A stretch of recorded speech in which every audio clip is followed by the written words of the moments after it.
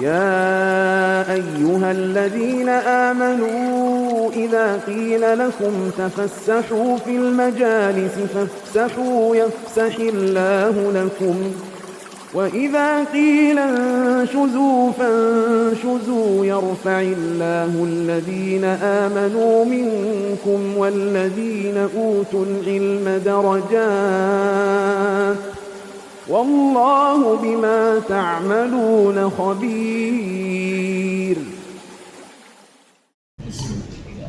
Assalamualaikum warahmatullahi wabarakatuh.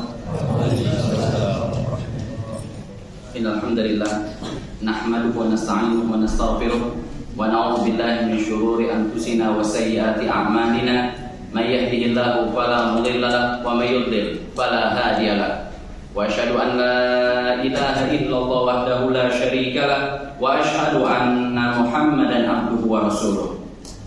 Qala Allah ta'ala fi kitabihil aziz ya ayyuhalladzina amanu taqullaha haqqa tuqatih wa la tamutunna illa wa antum muslimun. Wa qala zabil qail ya ayyuhan nasu taqu rabbakumul ladzi khalaqakum min nafsin wahidah wa khalaqa minha zawjaha wa batha minhuma rijalan katsiran wa nisaa wattaqullaha alladzi tasaaluna bihi wal arham innallaha kana 'alaikum raqiba. Wa qala aidan ya ayyuhalladzina amanu taqullaha wa qulu qawlan sadida yuslih lakum a'malakum wa yaghfir lakum dhunubakum wa may yuti'illaha wa rasulahu faqad faza fawzan 'azima. Amma ba'd. Para hadirin jamaah Masjid Al-Istiqamah yang dimuliakan Allah Subhanahu wa taala, alhamdulillah merupakan suatu kenikmatan dari Allah Subhanahu wa taala kepada kita adalah bisa hadirnya kita ke salah satu rumah Allah Subhanahu wa taala untuk melaksanakan salat berjamaah. Kemudian setelahnya kita bisa duduk dalam sebuah majlis yang diridhai oleh Allah Subhanahu wa taala, yaitu majlis ta'lim dalam keadaan sehat wal afiat. Dalam keadaan kita masih berada di bawah petunjuk hidayah Allah Subhanahu wa taala. Salawat serta salam kita aturkan kepada Nabi besar kita Nabi Muhammad sallallahu alaihi wasallam yang telah berjuang menegakkan agama Islam, menyebarkan Islam ke seantero dunia dan sampai ke negeri yang kita cintai ini. Alhamdulillah kita dijadikan oleh Allah Subhanahu wa taala sebagai pengikut beliau sallallahu alaihi wasallam, tentunya dengan harapan semoga Allah mempertahankan hidayahnya kepada kita, mempertahankan keimanan kita sampai kita meninggal dunia kelak, sehingga kita dijadikan pengikut Nabi Muhammad bukan hanya di dunia saja, akan tetapi di dunia dan di akhirat kelak. Amin ya Allah ya rabbal alamin. Para hadirin yang dimuliakan Allah Subhanahu wa taala, kita mendengar banyak orang-orang yang memberikan nasihat. Ketika kita sekolah ada guru yang memberikan nasihat kepada kita. Ketika kita berada di rumah ada orang tua yang memberikan nasihat kepada kita. Ketika kita berada di tempat yang lain ada orang lain yang memberikan nasihat kepada kita. Banyak ya orang-orang yang memberikan nasihat kepada kita, dan ketahuilah nasihat terbaik yang bisa didapatkan oleh seseorang, nasihat terbaik yang bisa diamalkan oleh seseorang, nasihat terbaik yang kita tidak ragu-ragu menerimanya adalah nasihat dari Rasulullah sallallahu alaihi wasallam. Karena kata Allah Subhanahu wa taala, "Wa ma yantiqu 'anil hawa in huwa illa wahyu yuha." Nabi Muhammad tidak berbicara sesuai dengan hawa nafsunya, akan tetapi sesuai dengan wahyu yang Allah Subhanahu wa taala wahyukan kepadanya. Di dalam ayat yang lain, Allah Subhanahu wa taala berfirman, "Laqad ja'akum rasulun min anfusikum azizun 'alaihi ma anittum harisun 'alaikum bil mu'minina raufur rahim." Kata Allah Subhanahu wa taala dalam surat At-Taubah ke-128, telah datang kepada kalian seorang rasul min anfusikum, dari golongan kalian, ya dari tengah-tengah kalian, azizun 'alaihi ma anittum harisun 'alaikum bil mu'minina raufur rahim. Benar-benar memperhatikan terhadap orang-orang beriman, memberikan nasihat kepada orang-orang beriman. Dan Nabi kita Nabi Muhammad sallallahu alaihi wasallam adalah raufur rahim, yang memiliki rasa kasih dan sayang terhadap orang-orang yang beriman kepada Allah Subhanahu wa taala. Makanya kita dapatkan berbagai macam nasihat yang disampaikan oleh Rasulullah SAW kepada para sahabatnya. Yang terkadang Rasulullah SAW itu memberi nasihat kepada seseorang sesuai dengan kebutuhan orang tersebut, sesuai dengan apa yang dibutuhkan oleh orang tersebut. Sebagaimana dalam riwayat dijelaskan, ketika ada seseorang datang kepada beliau SAW dengan mengatakan, "Ya Rasulullah, ausini." Ya Rasulullah, tolong beri aku wasiat, tolong beri aku nasihat. Apa kata Rasulullah? La taghdab. Hanya itu nasihat dari Rasulullah. Janganlah engkau marah. Farad dan miraran. Orang ini mengulangi lagi. Ya, wasiatkan kepada Nabi Rasulullah. Beri aku nasihat dari Rasulullah. Dan Nabi hanya menjawab satu kalimat. La taghdab. Janganlah engkau marah. Kenapa Nabi Muhammad memberi nasihat kepada orang tersebut agar jangan marah? Ternyata orang ini seorang pemarah. Sedikit-dikit marah, ada masalah sedikit marah, dengan keluarganya marah, dengan tetangganya marah, dengan temannya marah. Artinya orang ini seorang yang pemarah. Maka apa wasiat yang paling tepat untuknya? Nasihat apa yang paling tepat untuknya? Adalah agar dia bisa mengontrol dirinya, tidak mudah meluapkan amarahnya. Makanya ringkas ya nasihat dari Rasulullah, la taghdab, janganlah engkau marah. Kemudian dalam kesempatan yang lain, ada orang yang datang juga kepada Nabi kita Nabi Muhammad SAW, kemudian meminta nasihat dari Rasulullah. Kata Rasulullah, la yazanu lisanuka ratban min dzikrillah. Hendaklah engkau mempertahankan atau terus menerus engkau membasahi lidahmu dengan berzikir kepada Allah Subhanahu wa taala. Yang mengingat Allah Subhanahu wa taala. Berbeda tadi kepada orang tadi, janganlah engkau marah. Kepada orang yang berikutnya kata Rasulullah, hendaklah engkau terus merutinkan lidahmu, membasahi lidahmu dengan berzikir kepada Allah Subhanahu wa taala. Jadi Rasulullah itu memberi nasihat sesuai dengan orang yang datang kepada beliau. Tapi terkadang Nabi kita Nabi Muhammad SAW itu memberi nasihat tanpa diminta. Kalau tadi yang contohkan adalah orang-orang atau sahabat-sahabat yang datang kepada Rasulullah minta dinasihati oleh beliau SAW. Tapi terkadang Nabi kita Nabi Muhammad pun memberi nasihat kepada seseorang tanpa diminta oleh beliau. Sebagaimana hadits Ibnu Abbas, kata Ibnu Abbas, suatu hari aku pernah dibonceng oleh beliau SAW, yang berada dalam boncengan Nabi kita Nabi Muhammad. Kemudian secara tiba-tiba Nabi Muhammad mengatakan, "Ya ghulam, wahai anak muda."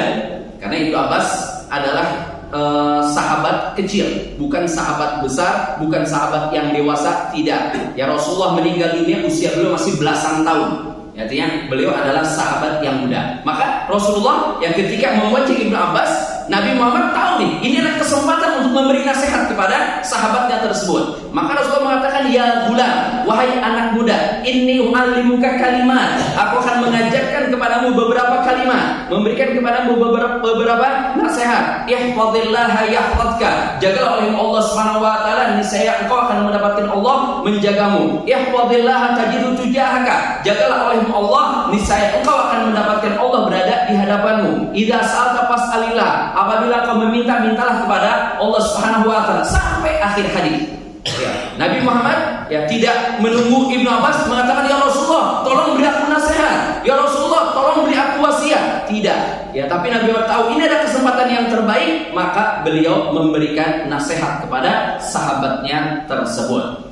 Ya, para hadirin, jamaah Masjid Al-Istiqamah yang dimuliakan Allah Subhanahu wa taala, agama kita ini adalah agama yang hanif. Agama kita adalah agama yang lurus. Agama kita adalah agama yang adil. Agama kita adalah agama yang memerintahkan kepada pemeluknya untuk memberikan nasihat kepada orang lain, untuk mengingatkan orang lain ketika orang lain berbuat suatu kesalahan, atau mengingatkan orang lain ya ketika seseorang lalai dari melakukan sesuatu. Kita dapatkan banyak ayat dalam Al-Quran Al-Karim, dapat riwayat, kita dapatkan hadis-hadis dari Nabi Muhammad SAW yang menjelaskan nasihat-nasihat yang disampaikan oleh beliau agar kita mengamalkannya. Seorang yang beriman kepada Allah Subhanahu wa taala ketika mendapatkan suatu nasihat, apa yang dilakukan olehnya?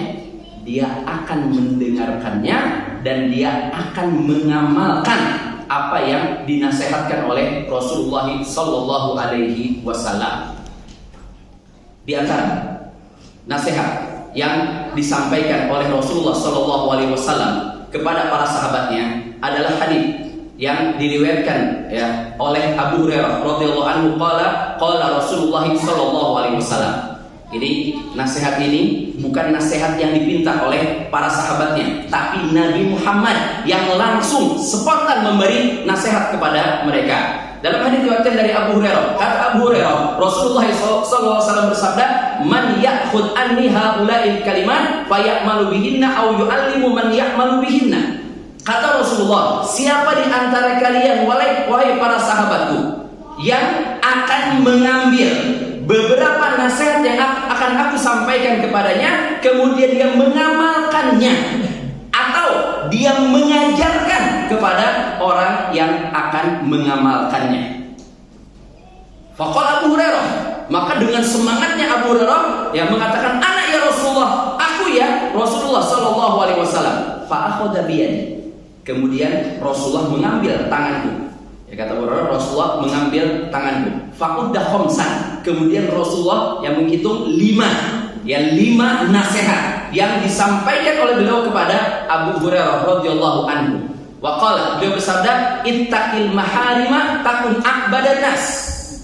Jauhi olehmu perkara-perkara yang diharamkan oleh Allah Subhanahu wa taala, maka engkau akan menjadi orang yang paling beribadah kepada Allah Subhanahu wa taala. Yang kedua, warḍa bima qassamallahu laka takun aghnan nas.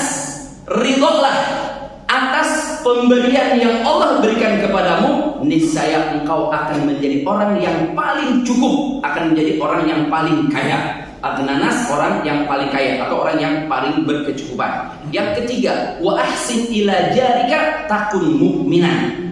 Berbuat baiklah engkau kepada tetanggamu, maka engkau akan jadi seorang mukmin. Wa ahib lin nasi ma tuhibbu li nafsika takun musliman. Cintailah apa yang ada pada orang lain sebagaimana engkau mencintainya ketika itu ada pada dirimu, maka engkau akan menjadi seorang muslim. Kemudian yang kelima, wala tukthiridh dhahik. Janganlah engkau memperbanyak tertawa. Fa inna kathratud dhahik tumitul qalb. Karena banyaknya tertawa itu akan mematikan hati seseorang.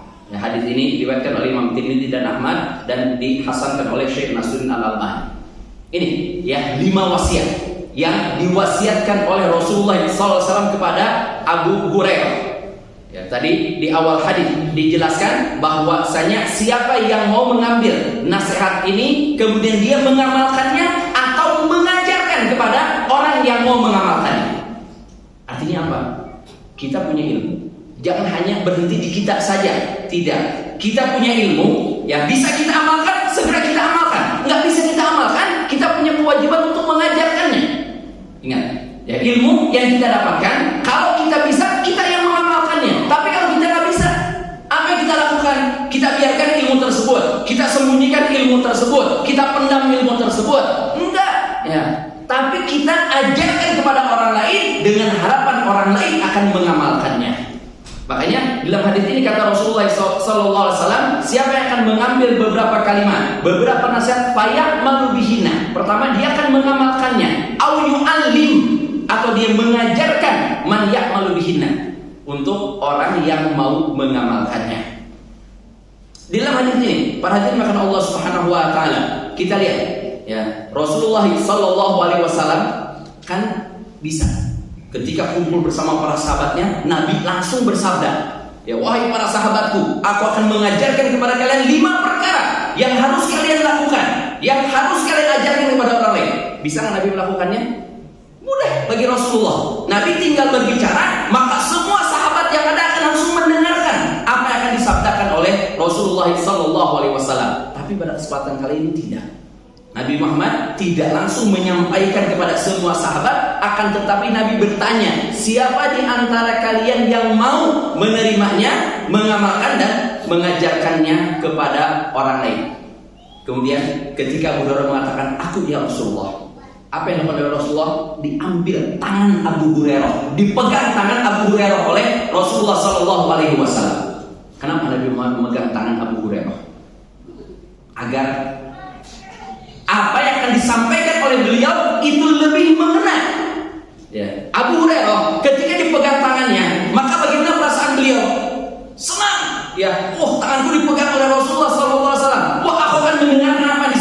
oleh beliau. Aku akan mengamalkan apa yang akan disabdakan oleh beliau sallallahu alaihi wasallam. Ya, tentunya dalam ilmu kejiwaan pun hal ini termasuk perkara yang dianjurkan. Ketika kita memberi nasihat kepada seseorang, ya kita memberi nasihat kepada seseorang, hendaklah kita memegang tangannya. Misalnya kita akan memberi nasihat kepada anak kita. Kan kita bisa sambil duduk kepada anak kita, kamu begini.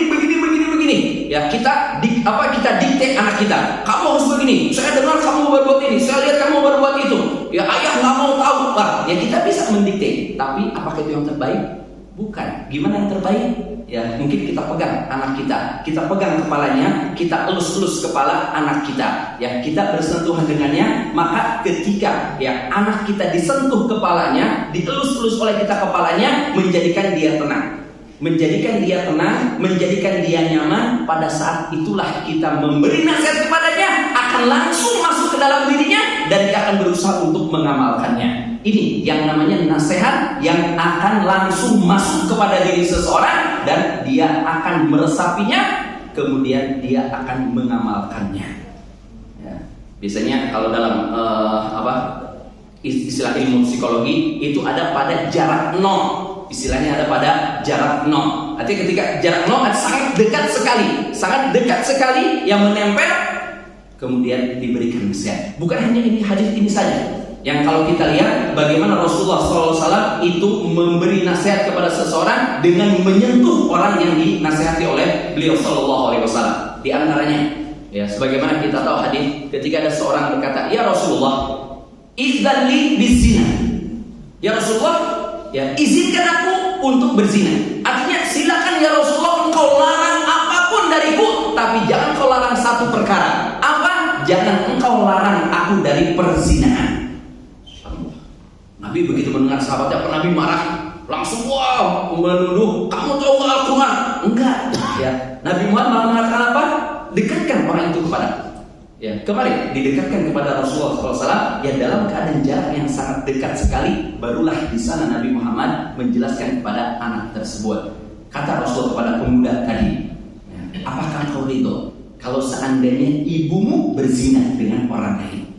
Dia bilang, tidak ya Rasulullah. Kata Rasulullah, demikian pula dengan ibu-ibu orang lain, ya anak-anaknya tidak mau ibunya berzina. Apakah kamu rela? Apakah kamu ridho kalau seandainya putrimu dizinahi oleh orang lain? Anda tidak ya Rasulullah. Ya, semoga Allah SWT menjadikanku sebagai ya penggantimu ya Rasul, sebagai penjagamu, ya fidakan, ya, sebagai tebusanmu ya Rasulullah.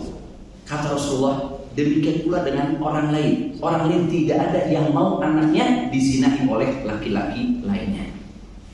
Terus, apakah kau ridho dengan saudarimu, mungkin kakakmu, adikmu, dengan bibimu? Ya, apakah Rasulullah mengatakan tidak ya Rasulullah? Ya, baru di situ kan sudah masuk ya nasihat Rasulullah, sehingga menjadikan pemuda ini berpikir, oh iya benar.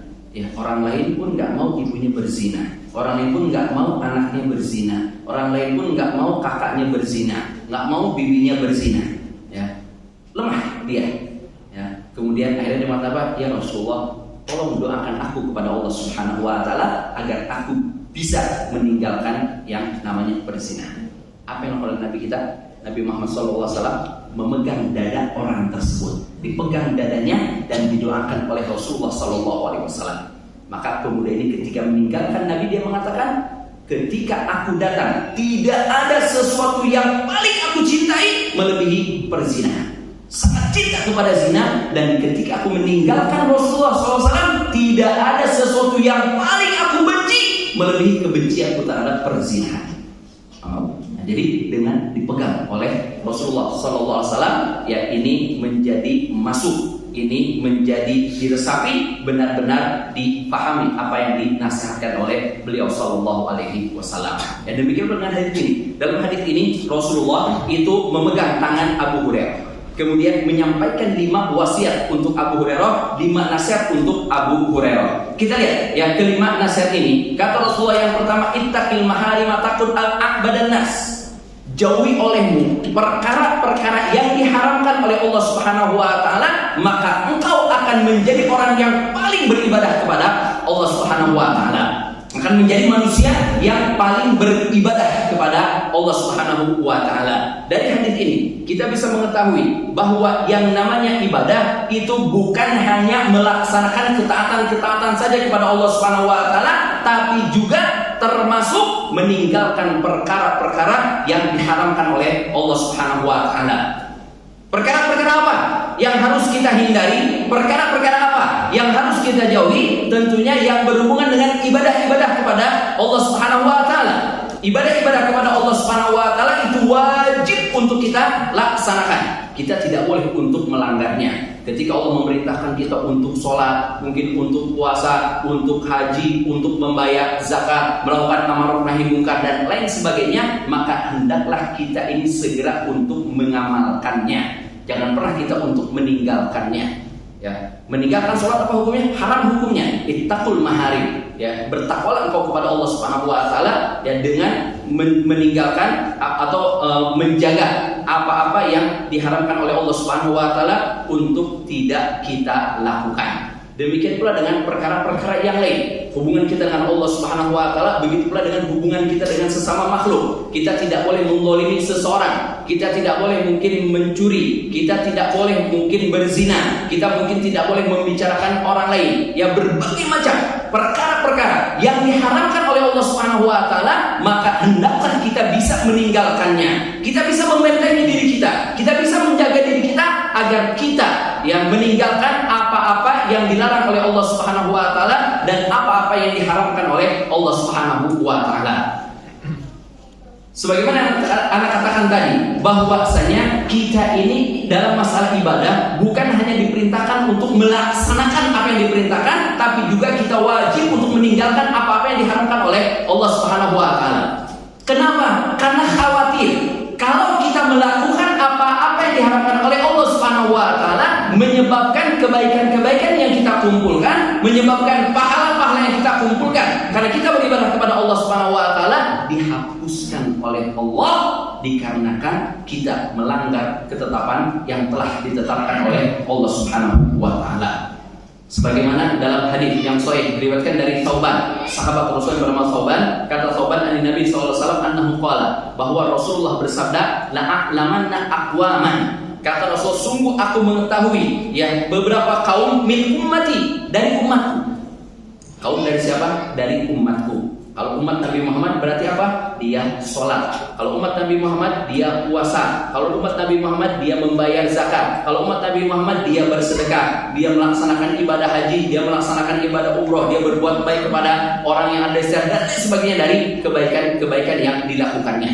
Kata Rasulullah, a'laman, sungguh aku mengetahui ya beberapa kaum dari umatku ya'tuna yaumal qiyamati bihasanati amsali jibali tihamah bidhon, yang dia akan datang pada hari kiamat kala dengan membawa kebaikan ya seperti gunung-gunung yang besar ya, bidhon yang berwarna putih. Artinya kebaikan itu dia berwarna putih ya, sesuatu yang menunjukkan akan kebaikan-kebaikan.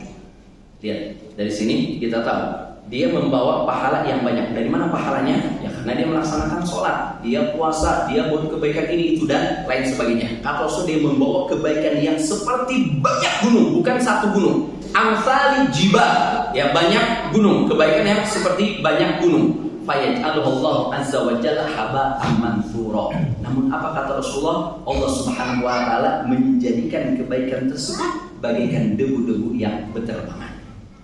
Kalau gunung sangat kokoh sekali, ya itu dia sangat bermanfaat. Ya kita tahu misalnya di antara manfaat adanya gunung apa? Menghindari atau menahan air laut untuk tidak bisa sampai ke daratan, menahan agar tidak angin ketika berhembus dengan kencangnya dari lautan itu tertahan oleh gunung. Mereka yang berada di balik gunung dalam keadaan aman. Ya berbagai macam manfaat dari gunung. Ya dia ketika ada itu sangat bermanfaat. Tapi coba kalau seandainya gunung itu ya bukan sesuatu yang keras seperti gunung yang sebenarnya, tapi dia bagikan debu yang berterbangan, ada angin sedikit terhempas, hilang gunung tersebut.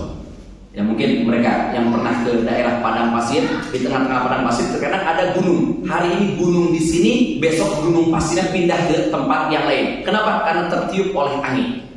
Nah demikianlah ya kata Rasulullah, akan ada ya kaum yang mereka menghadap Allah Subhanahu wa taala dengan membawa pahala begitu banyak ya sampai bergunung-gunung, tapi Allah Subhanahu wa taala menjadikannya seperti debu yang berterbangan. Qala Thauban, ya Rasulullah, sifhum lana, ya jallihim lana an la nakuna minhum wa nahnu la na'lam.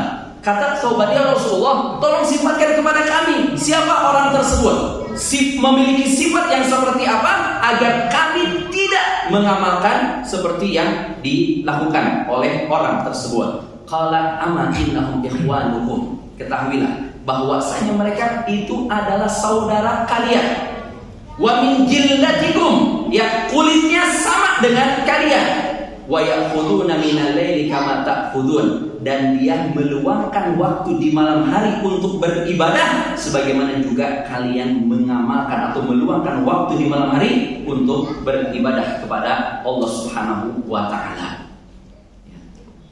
Berarti orang ini, mereka adalah orang-orang yang melaksanakan ketaatan. Bayangkan, meluangkan waktu di malam hari, bangun di malam hari untuk beribadah kepada Allah, untuk sholat, untuk membaca Al-Quran, untuk berzikir, untuk berdoa. Kebaikan-kebaikan dilakukan di malam hari. Tidak semua orang bisa beribadah di malam hari. Tidak semua orang diberi kekuatan oleh Allah Subhanahu wa taala untuk bangun di tengah malam kemudian beribadah kepada Allah Subhanahu wa taala. Ini mereka kaum ini, kata Rasul, termasuk orang-orang yang memiliki kemampuan untuk bangun di malam hari. Sebagaimana para sahabat Rasulullah bangun, mereka beribadah di malam hari sebagaimana para sahabat beribadah kepada Allah Subhanahu wa taala. Walakinnahum, akan tetapi kata Rasulullah, mereka aqwamun idza khalu bi maharimillah intahakuha, apabila mereka menyendiri dengan perkara-perkara yang diharamkan oleh Allah, mereka melakukan perkara-perkara yang diharamkan oleh Allah Subhanahu wa taala tersebut. Hadis ini sahih diriwayatkan oleh Imam Ibnu Majah. Di sini perhatian makan Allah Subhanahu wa taala, ya betapa banyaknya orang-orang yang ketika berada di hadapan orang lain, masya Allah, menunjukkan ketaatan dia, menunjukkan kebaikan dia, menunjukkan ibadah dia yang khusyuk kepada Allah Subhanahu wa taala. Tapi ketika dia pulang ke rumahnya, ketika dia tidak ada yang melihat, dia bermaksiat kepada Allah Subhanahu wa taala. Ketika dia safar pergi ke luar kota, dengan tenangnya, dengan leluasanya dia bermaksiat kepada Allah Subhanahu wa taala. Inilah orang yang kata Rasulullah SAW menghadap Allah dengan berbagai macam pahala kebaikan sampai bergunung-gunung, tapi dijadikan oleh Allah Subhanahu wa taala bagaikan debu-debu yang berterbangan. Kenapa? Karena ketika di hadapan orang dia beribadah, ketika dia menyendiri dari orang-orang, dia bermaksiat kepada Allah Subhanahu wa taala. Seolah-olah dia ibadah itu bukan karena Allah Subhanahu wa taala. Seolah-olah dia meninggalkan maksiat bukan karena Allah Subhanahu wa taala. Seolah-olah dia merasa kalau seandainya ada orang lain yang memperhatikan, melihat, dia merasa takut untuk bermaksiat, tapi ketika dia menyendiri, dia tidak sadar bahwa Allah Subhanahu wa taala melihatnya. Oleh karena itu, para hadirin jamaah Masjidil Istiqomah yang melakukan Allah Subhanahu wa taala, hendaklah kita ini bisa menjaga semaksimal mungkin. Kalau di hadapan orang-orang kita tidak bermaksiat, maka ketika kita menyendiri pun, ketika tidak dilihat oleh saudara kita, oleh teman-teman kita pun, hendaklah kita ini jangan sampai bermaksiat kepada Allah Subhanahu wa taala. Jangan sampai melakukan pelanggaran-pelanggaran yang diharamkan oleh Allah Subhanahu wa taala. Siapapun di antara manusia yang bisa melakukan kebaikan-kebaikan dan meninggalkan apa-apa yang dilarang oleh Allah Subhanahu wa taala, maka dia termasuk orang-orang yang menjaga dirinya dari perkara-perkara yang diharamkan oleh Allah Subhanahu wa taala, dan itulah ciri wali-wali Allah Subhanahu wa taala.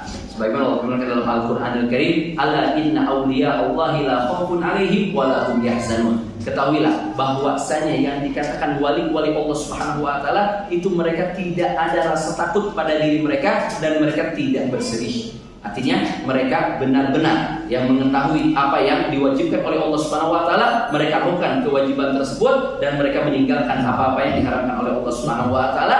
Alladzina amanu wa kanu yattaqun. Mereka adalah orang-orang yang beriman kepada Allah Subhanahu wa taala dan mereka adalah orang-orang yang bertakwa kepada Allah Subhanahu wa taala.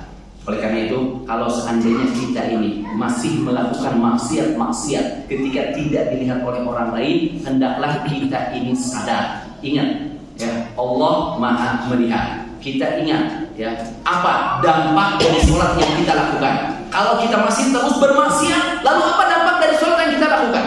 Bukankah Allah Subhanahu wa taala dalam Al-Qur'an telah berfirman, kata Allah Subhanahu wa taala, "Inna sholata tanha 'anil fahsya'i wal munkar." Sesungguhnya salat itu mencegah dari perbuatan keji dan munkar. Kalau Allah Subhanahu wa taala menyatakan salat mencegah dari perbuatan keji dan munkar, mungkinkah Allah berbohong? Allah tidak akan berbohong. Apa yang difirmankan oleh Allah pasti benar, pasti akan terjadi. Ketika Allah berfirman bahwasanya salat mencegah dari perbuatan keji dan munkar, lalu ada orang-orang salat masih melakukan perbuatan keji, masih melakukan kemungkaran-kemungkaran, maka yang salah siapa? Salatnya yang salah. Ya, bukan yang salah, bukan salatnya. Yang salah adalah orang yang melakukannya. Bisa jadi tidak khusyuk di dalam sholatnya. Bisa jadi karena riya dia ketika melakukan sholatnya tersebut. Bisa jadi dia jauh dari mencontoh kepada Rasulullah SAW dalam beribadah kepada Allah Subhanahu wa Ta'ala. Oleh karena itu, ya, kalau kita perhatikan di antara perkataan-perkataan para ulama yang menjelaskan agar kita ini meninggalkan apa yang diharamkan oleh Allah Subhanahu wa taala, kita akan mendapatkan perkataan-perkataan mereka yang sangat banyak sekali. Di antaranya apa dikatakan oleh Ibnu Jauzi. Ibnu Jauzi pernah menceritakan atau mengabarkan, yang menceritakan kisah Nabi Yusuf alaihissalam. Ketika Nabi Yusuf alaihissalam itu masuk ke dalam rumah, yang masuk ke dalam istana, diajak untuk melakukan al-fahisyah, diajak untuk melakukan perzinahan. Ya. Difirmankan oleh Allah Subhanahu wa taala, ya, wa yaqulu laha ma'adallah innahu rabbi ahsana mathwaya. Ya, artinya ketika orang wanita tersebut yang mengajaknya untuk berzina masuk ke dalam istana, wa ghallaqatil abwab. Ya, wanita tersebut itu mengunci bukan hanya satu pintu. Artinya untuk mencapai kepada ruangan yang ada di sana Nabi Yusuf dengan perempuan yang mulia tersebut, ya, itu harus melewati beberapa pintu. Ya, bukan hanya satu pintu langsung masuk, tidak, tapi beberapa pintu, semuanya pintu dikunci oleh si wanita. Wa qallaqatil abwab, ya, dia mengunci pintu-pintu tersebut. Wa qalat haitalah, dia mengatakan aku ini melakukan hal ini, berdandan ini, bersiap-siap ini untukmu wahai Yusuf. Subhanallah. Seorang perempuan yang dimuliakan, seorang perempuan yang cantik, seorang perempuan yang kaya raya, yang mengajak seorang pemuda untuk berzina. Apakah Nabi Yusuf tidak ada keinginan? Ya, Nabi Yusuf manusia normal. Pasti ya ketika melihat wanita yang seperti itu ada keinginan untuk melakukannya. Tapi apa kata Nabi Yusuf? Qala ma'adzallah, aku berlindung kepada Allah Subhanahu wa taala, innahu rabbi ahsana mathwaya. Sesungguhnya majikanku, suamimu wahai wanita, itu telah berbuat banyak kepada kebaikan kepadaku. Maka Nabi Yusuf lebih memilih untuk dipenjara daripada melakukan kemungkaran-kemungkaran yang diharamkan oleh Allah Subhanahu wa taala. Kata Ibnu Jauzi, perhatikan di sini bahwasanya ya yang namanya ubudiyah, yang namanya ibadah kepada Allah Subhanahu wa taala itu bukan hanya melakukan apa yang diperintahkan, akan tetapi juga meninggalkan apa-apa yang diharamkan oleh Allah Subhanahu wa taala. Oleh karena itu, perhatikan Allah Subhanahu wa taala, kalau kita ingin mengetahui ya kadar keimanan kita kepada Allah Subhanahu wa taala, ya lihatlah ketika kita berhadapan ya dengan sesuatu yang menarik perhatian kita, dengan sesuatu yang ingin untuk kita lakukan, ingin untuk kita raih. Ketika itu bertentangan dengan ibadah kepada Allah Subhanahu wa taala, apakah kita memilih ibadah kepada Allah ataukah kita mengikuti hawa nafsu kita? Kalau kita mengikuti, lebih mementingkan ibadah kepada Allah, berarti menunjukkan akan ketebalan iman kita kepada Allah Subhanahu wa taala. Tapi kalau seandainya kita masih mengedepankan dunia, kalau kita masih mengikuti dunia, berarti menunjukkan akan lemahnya iman kita kepada Allah Subhanahu wa taala. Nasihat yang kedua dari Rasulullah kepada Abu Hurairah, warḍa bima qasamallahu takun aghnan nas. Ridholah engkau wahai Abu Hurairah bima qasamallahu lak, atas apa yang diberikan, yang dibagikan oleh Allah Subhanahu wa taala untukmu, takun aghnan nas, maka engkau akan menjadi orang yang paling kaya, akan menjadi orang yang paling berkecukupan. Nasihat yang kedua ini, Rasulullah memberi nasihat kepada Abu Hurairah agar merasa cukup, merasa ridho atas pemberian yang Allah Subhanahu wa taala berikan kepadanya. Ini ya, orang yang dikatakan cukup, orang yang dikatakan berkecukupan bukan orang-orang yang memiliki harta yang begitu banyaknya, tidak ya, tapi dia merasa tenang di dalam dirinya. Apa yang dia dapatkan? Oh, ini adalah rezeki yang saya dapatkan. Oh, ini adalah anugerah dari Allah Subhanahu wa taala kepada saya. Oh, fulan bisa lebih kaya, itu adalah kenikmatan yang Allah berikan kepadanya. Oh, fulan punya jabatan, itulah kenikmatan yang Allah Subhanahu wa taala berikan kepadanya. Dia selalu merasa ridho atas apa yang Allah Subhanahu wa taala berikan kepadanya. Kalau kita perhatikan, berapa banyak ya orang-orang di sekeliling kita yang kalau kita perhatikan, ini orang sudah lebih dari cukup hidupnya, tapi ternyata dia tidak merasa tenang di dalam kehidupannya. Kenapa? Karena dia selalu melihat ke atas dalam urusan dunia. Dia punya rumah yang besar, dia punya rumah yang bagus, melihat tetangganya membangun rumahnya, memperbaiki rumahnya, dia merasa panas. Ya, wah, masa tetangga saya bisa membangun rumah? Masa tetangga saya bisa memperbaiki rumahnya? Masa tetangga saya bisa meluaskan rumahnya atau meningkatkan rumahnya? Masa saya tidak sanggup? Ya, dia merasa panas. Ketika ada temannya misalnya mengganti kendaraannya, membeli kendaraan yang baru, dia merasa panas. Ya, kenapa? Dia bisa membeli, saya tidak bisa untuk membelinya. Kenapa dia bisa punya, saya tidak bisa memilikinya? Artinya dia dalam keadaan berkecukupan, dia dikelilingi dengan harta, tapi hatinya tidak merasa tenang. Kenapa ini bisa terjadi? Dikarenakan dia tidak merasa ridho atas pemberian yang Allah Subhanahu wa taala berikan kepadanya. Oleh karena itu, orang yang beriman kepada Allah Subhanahu wa taala itu dia akan selalu merasa ridho atas pemberian yang Allah Subhanahu wa taala anugerahkan kepadanya. Dalam hadis Nabi kita Muhammad bersabda dalam riwayat yang lain, kata Rasulullah, "Laitsal ghina an kathratil arad." Yang dikatakan kaya bukan banyaknya harta, ya, bukan banyaknya harta benda, walakinnal ghina ghinan nafs. Akan tapi dikatakan orang kaya adalah orang yang kaya jiwanya, orang yang lapang dadanya, orang yang selalu merasa cukup atas apa yang Allah Subhanahu wa taala berikan kepadanya. Oleh karena itu, hendaklah kita ini banyak bersyukur atas kenikmatan yang Allah Subhanahu wa taala berikan kepada kita. Kita jangan melihat kepada orang lain. Ya, berapa banyak ketika misalnya ya dicontohkan dalam permasalahan ini, kita berkunjung ke rumah seseorang. Kita berkunjung ke rumah seseorang, kemudian kita diajak makan. Ya, di rumah tersebut diajak makan oleh teman kita, anggap oleh teman kita. Ya, kemudian kita makan, enak sekali makanannya. Ya, sehingga kita memuji. Ya, teman kita tersebut dan mengatakan, masya Allah, ini beli di mana nih makanan ini? Ya, kayaknya enak. Kalau seandainya saya pun ada kesempatan ingin beli ya makanan ini di rumah makanan di restoran. Ya, teman kita mengatakan, enggak. Ya, ini masakan istri saya. Di sana mulai, kok istri saya tidak sepintar masak ya orang ini, ya tidak sepintar masak istri si fulan. Lihat, mulai dibandingkan oleh dia antara istri dia dengan istri orang lain.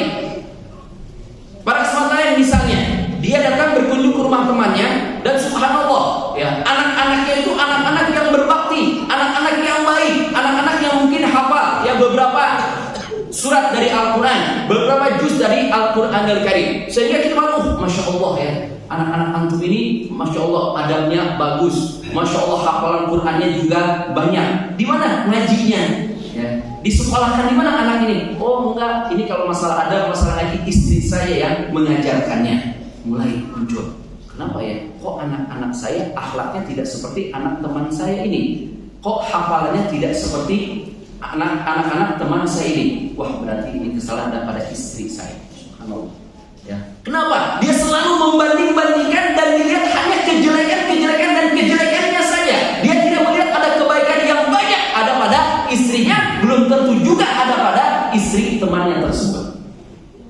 Kita punya istri, ya, seorang wanita yang sudah menjadi istri kita ingat, warda bima qasamallahu lak, ridholah atas pemberian yang Allah Subhanahu wa taala berikan kepada kita. Kenapa wanita ini bisa menjadi istri kita? Dikarenakan sudah ditakdirkan oleh Allah Subhanahu wa taala, sudah ditulis oleh Allah Subhanahu wa taala di Lauhul Mahfuz 50.000 tahun sebelum Allah Subhanahu wa taala menciptakan langit dan bumi. Kemudian warda bima qasamallahu lak, ridholah atas pemberian yang Allah Subhanahu wa taala berikan kepada kita. Artinya apa? Kita ini jangan menyesali sesuatu yang hilang dari kita, sementara kita tidak memperhatikan sesuatu yang masih tetap ada pada diri kita. Contohnya, misalnya kita memiliki beberapa orang anak. Anggap misalnya kita punya 5 orang anak. Kemudian salah satu anak kita ada yang meninggal dunia. Salah satu anak kita ada yang meninggal dunia. Wah, sehingga menjadikan kita sangat bersedih sekali. Kenapa kita harus bersedih? Lihat, dari 5 orang anak yang diambil oleh Allah SWT berapa? Hanya 1 orang anak. Maka kita disibukkan dengan apa? Kita sibukkan dengan 4 orang anak yang masih ada pada diri kita. Didik anak tersebut dengan baik, perhatikan anak tersebut dengan baik, dan kita biarkan yang sudah meninggal. Berarti Allah SWT sudah mengambilnya dari kita. Yang tadi diamanahkan kepada kita sudah diambil oleh Allah SWT kepada kita. Kita merasa ridho, kita katakan alhamdulillah. Ya, Allah SWT mengambil 1 dan masih menyisakan 4 orang anak. Demikian pula dengan yang lainnya. Kita punya harta misalnya, kita punya harta, tiba-tiba sebagian harta kita ada yang mencuri. Ya, dengan berbagai macam cara misalnya. Ya mungkin kita punya kendaraan, tiba-tiba kendaraan kita dicuri. Wah, tuh karena kan orang teriak-teriak, yang ngumpul ke sana kemari, diambil. Oh, apa kendaraan saya dicuri? Atau ada maling masuk ke dalam rumah saya, mengambil perhiasan yang ada. Wah, berbagai macam.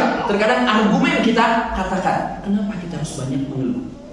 Ya, kita katakan alhamdulillah, pencuri masuk ke dalam rumah saya hanya mengambil sebagian dari harta saya. Ya, rumah saya masih utuh, yang kalau saya jual nggak ada apa-apa yang dibandingkan dengan apa yang diambil oleh si pencuri tersebut. Pencuri hanya mengambil harta saya, alhamdulillah, keluarga saya tidak ada yang dibunuh oleh pencuri. Kita katakan alhamdulillah. Ya, kita jangan terlalu menyibukkan diri kita dengan sesuatu yang hilang dari kita, tapi sibukkanlah kita dengan sesuatu yang masih ada pada diri kita. Kita pertahankan. Oh, sebagian harta saya dicuri, kita alhamdulillah. Berarti Allah Subhanahu wa taala tidak mempercayai saya untuk bisa memilikinya. Itu mungkin milik orang lain. Biarkan ya, itu diambil oleh orang lain, sementara saya masih punya harta yang lain. Inilah yang harus saya jaga. Inilah yang harus saya perhatikan. Kewajiban-kewajiban yang ada di sana. Makanya di dalam Al-Quran Al-Karim Allah SWT berfirman, kata Allah Subhanahu wa taala, "Wala tamuddanna 'ainaika ila ma mata'na bihi azwajan minhum zahratal hayatid dunya linaftinahum fihi wa rizqu rabbika khairum wa abqa." Dalam surah Taha ayat ke-131 kata Allah Subhanahu wa taala, "Wala tamuddanna 'ainaika." Janganlah engkau memalingkan mata kamu, ya. Melihat, ya, menggerakkan mata kamu untuk melihat kepada siapa? Orang lain yang diberi kenikmatan lebih oleh Allah Subhanahu wa taala. Ila ma mata'na bihi azwajan minhum zahratal hayatid dunya. Ingat, perhiasan yang dilebihkan oleh Allah, kekayaan yang diberikan oleh Allah Subhanahu wa taala, ini adalah hiasan dunia saja. Ya, hanya hiasan dunia saja. Kata Allah Subhanahu wa taala, ya jangan kita melihat ke sana. Ya, kenapa? Linaftinahum fihi. Kenapa mereka diberi kekayaan oleh Allah Subhanahu wa taala? Kenapa mereka diberi kelebihan oleh Allah Subhanahu wa taala? Kata Allah, linaftinahum fihi, agar kami menguji mereka dengan.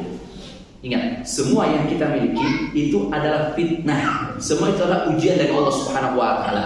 Kita tidak hanya bisa mengatakan, oh fulan sedang sakit, sedang diuji oleh Allah Subhanahu wa taala. Oh fulan miskin, diuji oleh Allah. Enggak, semua yang ada pada diri kita itulah ujian dari Allah Subhanahu wa taala. Fulan punya kekayaan, sedang diuji oleh Allah dengan kekayaan tersebut. Fulan sehat, sedang diuji oleh Allah Subhanahu wa taala dengan kesehatannya tersebut. Ya, kata Allah Subhanahu wa taala, linaftinahum fihi. Ya, Allah menguji mereka dengannya, wa rizqu rabbika khairu wa abqa, dan rezeki Allah Subhanahu wa taala itu lebih baik dan lebih kekal. Jadi kita nggak harus melihat kepada orang-orang yang diberikan kelebihan oleh Allah Subhanahu wa taala. Ridholah atas pemberian yang Allah Subhanahu wa taala berikan kepada kita. Dalam ayat yang lain, dalam surat Az-Zukhruf ayat ke-32, Allah Subhanahu wa taala berfirman, "Nahnu qasamna bainahum ma'isyatahum fil hayatid dunya." Kami yang membagi-bagi kehidupan mereka dalam kehidupan di dunia ini.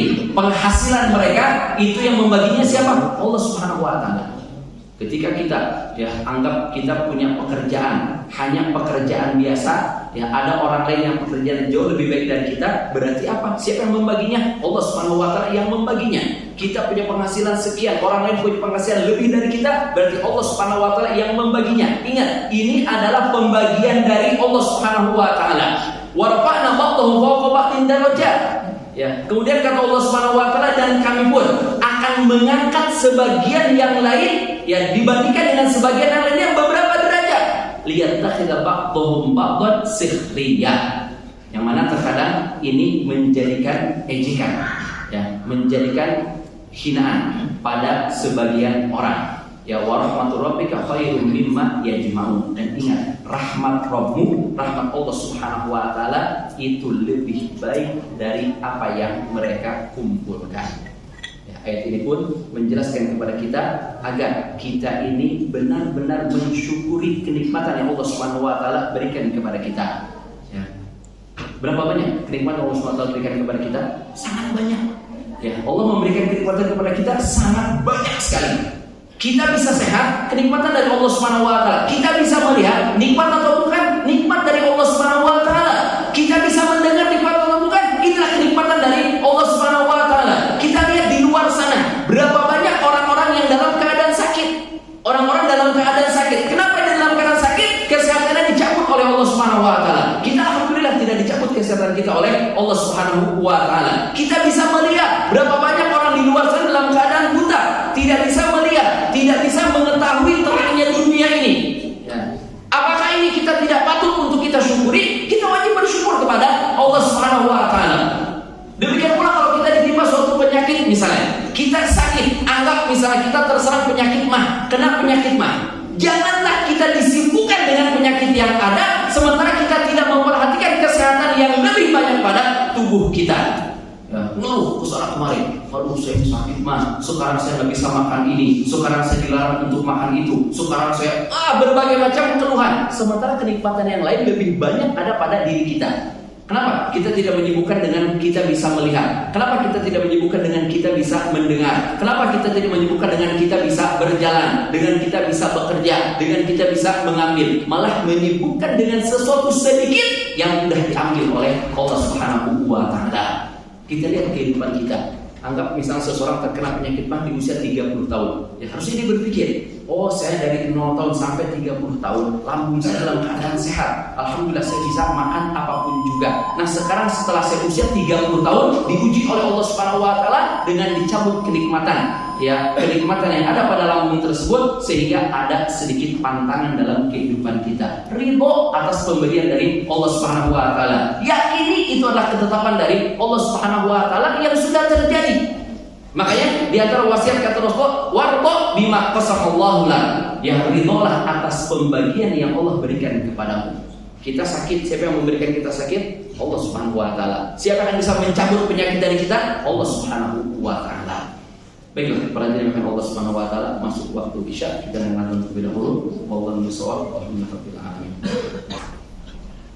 Baik, dengan Allah Subhanahu wa taala, nasihat yang ketiga yang disampaikan oleh Rasulullah kepada Abu Hurairah radhiyallahu anhu, wa ahsin ila jarika takun mu'minan. Berbuat baiklah engkau kepada tetanggamu, niscaya engkau akan menjadi orang yang beriman kepada Allah Subhanahu wa taala. Di sini kita diperintahkan untuk berbuat baik kepada tetangga kita. Kita punya tetangga, ya. Kita jangan cuek terhadap tetangga kita. Kita punya tetangga, hendaklah kita ini perhatian terhadap tetangga kita. Ya, semakin ke sini, ya kalau kita perhatikan, ya semakin ke sini orang semakin jauh dari tetangga-tetangganya. Ya semakin ke sini orang semakin jauh dari tetangga-tetangganya. Aneh enggak ketika anak masih kecil dulu, orang itu dengan tetangga itu sama seperti saudara, seolah sama seperti saudara. Artinya ketika dia misalnya kekurangan makanan, anaknya mau makan, kehabisan nasi, apa yang dilakukan? Minta kepada tetangganya atau pinjam kepada tetangganya. Maka tetangganya dengan senang hati dia memberikan ya nasi hanya agar anak tetangganya bisa makan. Ada kebutuhan apa? Datang kepada tetangga. Ada waktu luang, datang berkunjung kepada tetangga. Ya, jadi tetangga itu sudah menjadi seperti saudara. Anda bercerita ini pada zaman dahulu, tapi coba zaman sekarang. Ya, kalau orang zaman dahulu, pintu rumahnya selalu terbuka, pintu rumah selalu terbuka. Siapapun yang mau datang, siapapun yang mau masuk, ahlan wa sahlan, disambut dengan baik, disambut dengan senang, disambut dengan bahagia. Tapi sangat disayangkan rumah zaman sekarang. Ya, rumah zaman sekarang hampir tidak kita dapatkan yang pintunya dalam keadaan terbuka, dalam keadaan tertutup terus menerus, dalam keadaan terkunci terus menerus. Ketika tetangganya datang curiga, wah ini mau apa ini?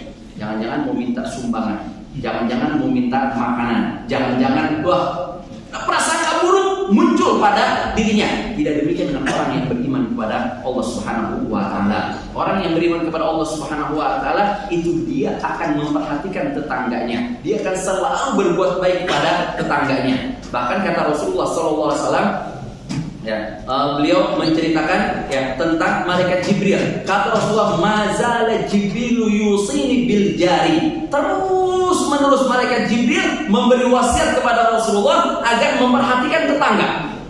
Agar memperhatikan tetangga. Artinya tidak sekali, tidak dua kali, tapi sering terus menerus malaikat Jibril mengatakan, wahai Muhammad, perhatikan tetanggamu. Wahai Muhammad, berilah kau sesuatu kepada tetanggamu. Wahai Muhammad, bantulah tetanggamu. Terus malaikat Jibril mengingatkan Rasul tentang tetangga. Kata Rasulullah, hatta dhanantu annahu sayuwarithuhu. Bahkan sampai aku mengira bahwa tetangga akan mendapatkan warisan dari tetangganya.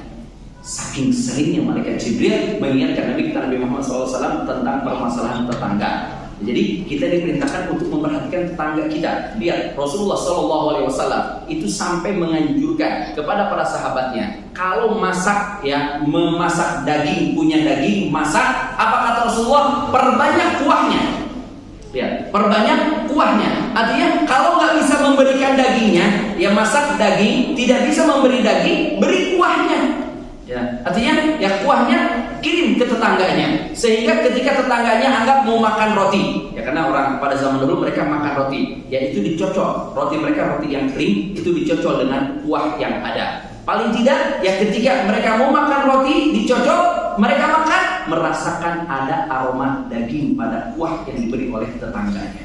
Subhanallah. Nabi sampai memerintahkan yang seperti itu kepada para sahabatnya. Bisa memberikan kuahnya, ada rasa daging di sana, itu lebih baik daripada tidak memberikannya sama sekali. Dalam riwayat yang lain, Nabi kita Nabi Muhammad SAW bersabda, khairul jirani indallahi khairuhum lijarihi. Tetangga yang terbaik adalah dia yang terbaik untuk tetangganya. Seorang yang terbaik ketika dia bertetangga adalah dia yang terbaik untuk tetangganya. Dalam riwayat Nabi kita Nabi Muhammad SAW pernah ditanya tentang seorang wanita. Ya Rasulullah, bagaimana pendapat Anda tentang seorang wanita yang banyak berbuat ketaatan kepada Allah Subhanahu wa taala? Mau ditanya, dia rajin sholat, mungkin dia rajin puasa, dia rajin sedekah, dia rajin kebaikan dilakukan olehnya, walakinna tu'di jiranaha bilisaniha. Akan tetapi dia mengganggu tetangga dengan lidahnya, ya Rasulullah. Apa jawab Nabi Muhammad? Apakah Nabi Muhammad mengatakan enggak, karena dia banyak kebaikannya itu hanya sedikit, mengganggu tetangga dan diri hanya sedikit? Seperti itu? Tidak. Nabi Muhammad SAW mengatakan, hiya finnah. Wanita tersebut akan dimasukkan ke dalam neraka jahanam. Artinya kebaikan yang begitu banyaknya itu belum tentu bisa mengalahkan keburukan yang dilakukan dengan lidahnya ketika dia mengganggu tetangganya. Kemudian kita juga kepada Rasulullah SAW tentang seorang wanita yang sedikit ibadahnya. Artinya dia sholat mungkin hanya sholat yang diwajibkan dan sedikit ditambahkan dengan sholat sunnah. Puasa pun hanya puasa Ramadan sedikit dari puasa sunnah. Artinya dia tidak banyak melakukan ibadah-ibadah kepada Allah Subhanahu wa taala. Akan tetapi wanita tersebut ya Rasulullah tidak mengganggu tetangga dengan lidahnya. Apa jawab Rasulullah? Hiya fil jannah. Wanita tersebut akan menjadi penghuni surganya Allah Subhanahu wa taala. Oleh karena itu, para jemaah Allah Subhanahu wa taala, hendaklah kita ini bisa benar-benar memperhatikan tetangga kita. Ingat, tetangga kita itu punya hak dari kita. Jangankan tetangga muslim misalnya, tetangga kafir pun, kalau dia kedudukannya tetangga kita, maka kita wajib untuk membantunya ketika dia membutuhkan bantuan. Ketika ada keluarganya yang meninggal dunia misalnya, walaupun dia kafir, dia kan butuh bantuan untuk menguburkan keluarganya tersebut. Maka kita sebagai tetangga memiliki kewajiban untuk membantu mereka, untuk membantu menguburkan jenazah keluarganya tersebut. Nah, kita harus saling tolong menolong, harus saling bantu membantu. Kita perhatikan apa yang dilakukan oleh tetangga kita. Kita bisa membantunya, kita bantu. Jangan kita ini berharap harus memberi sesuatu yang besar, memberi sesuatu yang mahal kepada tetangga kita. Tidak. Kita misalnya mengundang makan, kita mengundang makan saudara-saudara kita, teman-teman kita misalnya. Ada makanan enak di rumah kita, ambil satu piring makanan, kemudian kita kirim ke tetangga kita. Betapa senang tetangga kita ketika mendapatkan kiriman makanan dari kita. Ya mungkin dia berharap ingin makan, tapi mungkin nggak sempat beli atau ingin merasakan masakan tetangganya diberi oleh kita, dikirim oleh kita. Oh, betapa bahagianya mereka ketika menerima makanan apa yang kita kirim. Kita keluar misalnya kita membeli buah, tidak ada salahnya kita tambah 1 kilo buat siapa? Buat tetangga nanti di rumah. Beli, nyampe rumah, suruh anak kita untuk memberikan kepada tetangga. Ini termasuk pendidikan kita agar anak kita menjadi anak yang bersedekah di jalan Allah Subhanahu wa taala. Kemudian wasiat yang keempat, kata Rasulullah kepada Abu Hurairah, wa habbil linnasi ma tuhibbu li nafsika takun musliman. Cintailah apa yang ada pada orang lain sebagaimana engkau mencintai hal tersebut ada pada dirimu, maka engkau akan menjadi seorang muslim. Artinya apa? Kalau kita menyukai sesuatu, maka kita pun harus menyukai ketika sesuatu tersebut ada pada diri orang lain. Kita sangat menyukai kalau anak-anak kita menjadi anak-anak yang soleh, maka hal ini pun harus kita sukai ada pada diri orang lain. Ketika kita melihat seseorang punya anak-anak yang soleh, kita harus ikut berbahagia. Ya bukan kita ini ada dengki dalam diri kita, bukan hasad dalam diri kita, sehingga kita nggak suka kepada anak-anak mereka. Allah sok alim anak-anaknya, Allah sok pintar dan enggak ya. Kalau kita cinta anak-anak kita menjadi anak-anak yang soleh, ketika kita melihat anak orang lain menjadi soleh, maka kita pun harus menyukainya. Ini yang dimaksud oleh Rasulullah SAW. Demikian pula dengan yang lainnya. Kita cinta memiliki harta yang banyak, suka memiliki harta yang banyak. Ketika orang lain punya harta banyak, kita pun harus menyukainya. Kita katakan, Masya Allah, ya Alhamdulillah, fulan diberi rezeki oleh Allah Subhanahu wa taala, fulan diberi kemudahan oleh Allah Subhanahu wa taala. Artinya apapun yang ada pada diri orang lain, yang kalau itu ada pada diri kita, kita mencintainya, kita menyukainya, maka ketika ada pada orang lain pun kita harus menyukai hal tersebut. Kemudian yang kelima, kata Rasulullah SAW, ya wala tukfiril dhahik. Janganlah engkau memperbanyak tertawa. Fa inna kathratul dhahik tumitul qalb. Karena banyaknya tertawa itu akan bisa mematikan hati. Di sini para jemaah Allah Subhanahu wa taala, kita dilarang oleh Rasulullah SAW untuk terlalu banyak tertawa. Kita dilarang untuk terlalu banyak tertawa. Terkadang orang-orang itu selalu mencari perkara-perkara yang bisa membuat dirinya tertawa, yang bisa membuat dirinya senang, yang bisa membuat dirinya berbahagia. Ketika nonton televisi, dicari nih di televisi mana nih yang kira-kira bisa membuat dia tertawa. Ya dicari, channel ini bisa dia membuat dia tertawa. Wah, ditonton, wah dia senang tertawa. Ketika dia membuka internet, ya apa yang dicari? Dicari sesuatu yang bisa membuat dia tersenyum, membuat dia tertawa. Ya, ketika dia mau ngobrol dengan teman-temannya, dicari teman-teman yang bisa membuat dia tertawa. Ya, sementara mereka yang mengajak ibadah akan dihindari olehnya, akan dijauhi olehnya. Nah, jadi selalu mencari-cari gimana caranya agar dia ini bisa tertawa, dia ini bisa berbahagia, dia ini bisa menunjukkan kesenangannya. Terkadang tertawa dengan suara yang keras. Kata Rasulullah SAW, "Lau ta'lamuna ma a'lam, la dhahiktum qalilan wa la bakaitum katsiran." Kalau seandainya kalian mengetahui apa yang aku ketahui, niscaya kalian akan sedikit tertawa dan lebih banyak menangis. Itu yang dianjurkan oleh Nabi kita Nabi Muhammad SAW. Artinya bukan dilarang tertawa. Siapa yang bilang tertawa itu dilarang? Ya, tertawa tidak dilarang. Kita diperintahkan oleh Rasul untuk tertawa. Lihat para sahabat, tidak ada yang meriwayatkan kata para sahabat, aku melihat Rasul dalam keadaan masam, aku melihat Rasul dalam keadaan bersedih, aku melihat, enggak. Ya, kata para sahabat, kami tidak pernah melihat Rasulullah melainkan dalam keadaan tersenyum. Ya, Nabi Muhammad itu selalu dalam keadaan tersenyum. Diriwayatkan dari Umar bin Khattab. Ya, kata Umar bin Khattab, setelah sholat subuh kami terkadang ngobrol, membicarakan ya perkara-perkara di masa jahiliyah, kejadian-kejadian yang terjadi di masa jahiliyah kami. Oh, kami ingat ketika dulu berbuat ini, ketika dulu berbuat. Ya, mereka mengingat masa-masa jahiliyah mereka. Kemudian tertawa para sahabat Rasulullah SAW. Ya, ketika itu kata Umar, Rasulullah melihat kami tertawa. Ya, Nabi dalam keadaan sedang berzikir. Setelah sholat subuh Nabi berzikir kepada Allah Subhanahu wa taala. Para sahabat selesai berzikir, mereka tidak langsung pulang. Yang ngobrol dulu dengan sesama para sahabat sampai tertawa. Apakah Nabi bilang, jangan tertawa, ya jangan ngobrol.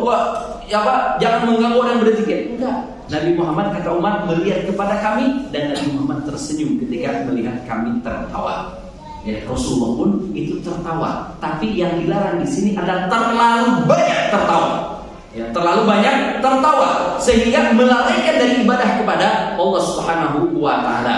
Oleh karena itu, para jemaah Allah Subhanahu wa taala, hendaklah kita ini bisa yang menempatkan sesuatu pada tempatnya. Kita sedang berada di masjid. Masjid tempat beribadah kepada Allah Subhanahu wa taala. Kenapa di masjid harus dijadikan tempat untuk kita ngobrol dengan suara yang keras, tertawa sampai terbahak-bahak di masjid? Enggak, ya. Jangan kita mengganggu mereka yang sedang khusyuk beribadah kepada Allah. Jangan kita mengganggu mereka yang sedang berzikir. Jangan kita mengganggu orang-orang yang sedang berdoa kepada Allah Subhanahu wa taala. Ini adalah tempat untuk beribadah kepada Allah, tempat untuk khusyuk kepada Allah Subhanahu wa taala. Mau tertawa, silakan tertawa, tapi tidak keras ketika kita berada di masjid. Ketika kita mungkin kumpul bersama teman-teman kita, ya misalnya kita berkunjung ke rumah saudara kita atau ke tempat teman kita ngobrol bersama mereka, tertawa, itu memang momennya untuk tertawa. Silakan kita tertawa, tidak menjadi masalah. Artinya kita tempatkan sesuatu itu pada tempatnya. Waktunya tertawa, kita tertawa. Waktunya kita serius. Waktunya kita ibadah, gunakan untuk beribadah kepada Allah Subhanahu wa taala.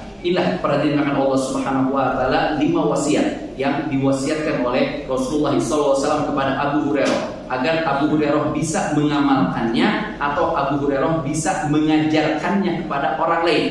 Ya, mengajarkannya kepada orang lain yang mau mengamalkan amalan-amalan tersebut. Apakah kita termasuk orang-orang yang mau menerima nasihat kemudian mengamalkannya, atau karena alhamdulillah kita termasuk orang-orang yang ketika mendengar nasihat masuk telinga kanan dan keluar ke telinga kiri kita? Jadilah orang-orang yang ketika mendapatkan nasihat kebaikan, kita menerima nasihat tersebut kemudian berusaha semaksimal mungkin untuk bisa mengamalkannya sehingga kita menjadi orang yang dicintai oleh Allah Subhanahu wa taala.